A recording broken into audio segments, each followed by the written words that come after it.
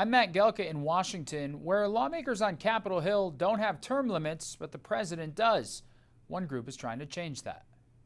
I'll be resigning from office. Georgia Republican Marjorie Taylor Greene's announcement that she'd be resigning in January from Congress came as a shock to many.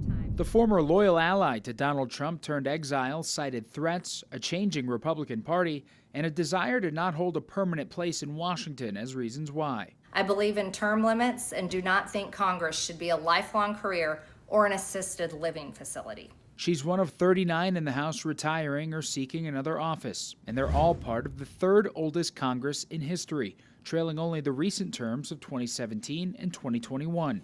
There's actually even some agreement among Republicans and Democrats on the term limit issue. Florida Republican Governor Ron DeSantis and former Maryland Democratic Congressman David Trone teamed up with the group U.S. Term Limits to push for caps on the amount of time you can serve in Congress. Republican, Democrat, rich, poor, black, white, huge support for term limits across the board. Will current lawmakers actually vote to put themselves out of a job earlier than they planned? Maybe, but probably not.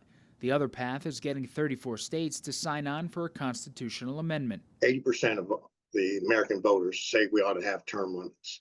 The people that tell you that we don't need term limits are those folks that are in these positions. It's become a nursing home, a retirement situation. Ron Eller is a physician's assistant and the Mississippi State Chair for U.S. term limits. He says 3 House terms and 2 Senate terms would be the right amount of time to keep new ideas flowing into Washington. It is about new ideas and getting somebody in there that's willing to pick up the mantle and run with that ball. Of the 100 current sitting senators, 46 would be ineligible for re-election if the U.S. term limit proposal was already in effect.